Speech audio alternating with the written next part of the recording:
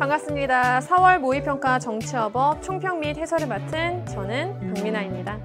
자, 우리 4월 모의평가 5월에 실시된 4월 모의평가 정말 수고 많았습니다. 우리 4월 모의평가의 필적 확인 문구 한번 또 살펴보면서 이제 본격적인 총평 한번 살펴보도록 하겠습니다. 자, 우리 지난달 학평 이후 4월에 실시한 3월 학평 이후에 공부한 개념을 정리하고 응용할 수 있었던 기회였습니다. 분명히 어느 정도 시간 텀이 있었고요. 개념 공부가 되어 있었을 겁니다. 그 개념 공부가 어떻게 응용되는지를 한번 찾아볼 수 있었던 기회였고요. 더 중요한 건 이 부분입니다. 이제 다음번 시험은 이제 6월 평가원 모의고사입니다. 평가원에서 주는 시그널을 내가 잘 받을 수 있을지 6월 평가원 시험까지 무엇을 준비할지 돌아볼 수 있었던 기회였습니다.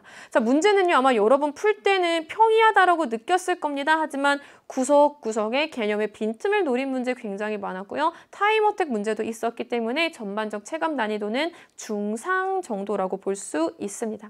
뭐 단원별 출제 문항은 이렇게 되어 있는데 한번 여러분 요 정도는 간단하게 살펴봐 주시고요. 우리 요거 한번 살펴볼게요. 이 문항들을 선생님이 분석해본 내용입니다. 꼼꼼한 개념 정리가 필요한 문항이라고 되어 있습니다. 우선 많은 수험생들이 6번 먼저 헷갈렸어요. 앞 페이지에서 1번부터 5번 잘 풀고 뒷페이지 넘기자마자 아마 6번에서 시간 많이 쏟았습니다. 계산 문제도 아니고요. 선거 결과 분석 문제도 아니고요. 상속 문제도 아님에도 불구하고 시간이 많이 걸린 이유는요. 여러분이 제대로 외우지 않아서 그래요. 제대로 외우지 않았기 때문에 헷갈리는 국가기관의 내용들 생각하다 보니까 6번이 조금 아마 헷갈렸을 겁니다.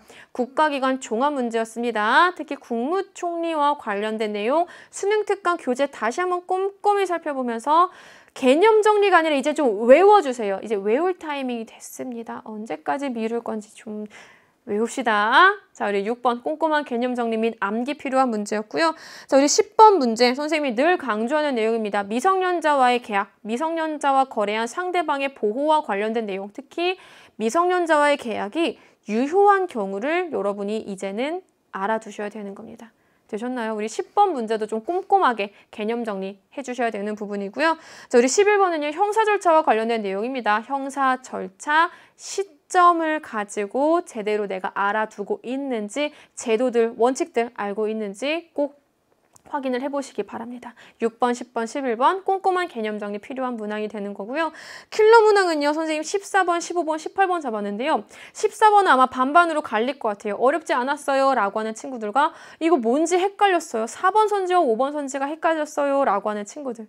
자, 우리 14번은 특수불법행위와 관련되어 있는 내용이었습니다. 그 중에서도 사용자 배상 책임에서 피용자가 어떠한 책임을 지는지 이 내용을 여러분이 알아두셨어야 되는 내용입니다. 우리 14번에서 사용자 배상 책임 정도는 다시 수능특강 강의든 개념 강의로 돌아가서 한 번 더 공부하는 것을 추천합니다.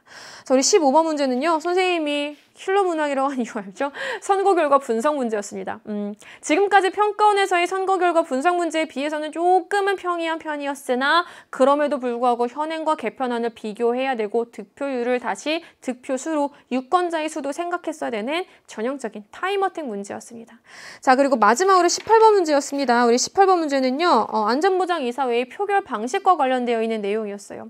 안전보장이사회의 표결 방식, 상임이사국의 만장일치와 관련된 내용 공부가 제대로 안 되어 있을 경우에는 시간이 많이 소요되었을 것입니다.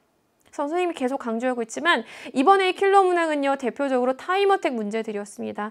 이 부분 여러분들이 꼼꼼한 개념 정리가 뒷받침되어 있더라면 반대로 어렵지 않게 풀 수 있었던 문항들이 될 수도 있습니다. 자, 결국 우리에게 4월 모의평가가 주는 과제는 무엇일까요? 늘 강조합니다. 담담하게 마음 먹어주세요. 우리 재학생이라면은 아마 요 해설이 진행되고 있는 시점 요 주에 계약했을 겁니다. 등교 계약이 뭐 이루어진 학교도 있고 상황에 따라서 그렇지 않은 학교들도 있겠지만 내가 어느 상황에 처해 있든지 간에 담담하게 마음 먹고 개념의 빈틈 찾아주세요. 우리 이번 4월 학평이요. 정말 개념의 빈틈 찾기 너무 좋은 문제들이었습니다. 강조합니다. 6월 평가원 모의고사 전까지 시간 아깝다 생각하지 말고요. 수능특강 강의 돌아가세요. 전체 다 들으란 뜻 아닙니다. 우리 재학생의 경우에는요. 특히 물론 뭐 다시 한번 수능을 준비하는 친구들도 마찬가지지만 특히 재학생의 경우에는요. 등교 개학 이후에 사탐 공부 시간을 확보하셔서 수능 특강 강의를 돌아가서 다 들으라는 뜻 아닙니다. 내가 비어있는 개념의 빈틈에 해당되는 부분이라도 꼭 찾아서 다시 듣고 6월 평가원 모의고사 전까지 개념 끝까지 다시 공부를 하셔서 우리 6월 평가원 모의고사 때는 평가원이 주는 시그널 잘 받으면서 좋은 성적 받을 수 있도록 끝까지 한번 노력하시길 바랍니다. 자, 5월에 실시된 4월 모의평가 보느라 수고 많으셨습니다. 우리 총평은 이 정도에서 마무리하고요. 선생님 이제 해설 강의로 넘어가서 여러분 기다리고 있겠습니다. 저는 지금까지 총평의 박민아였습니다.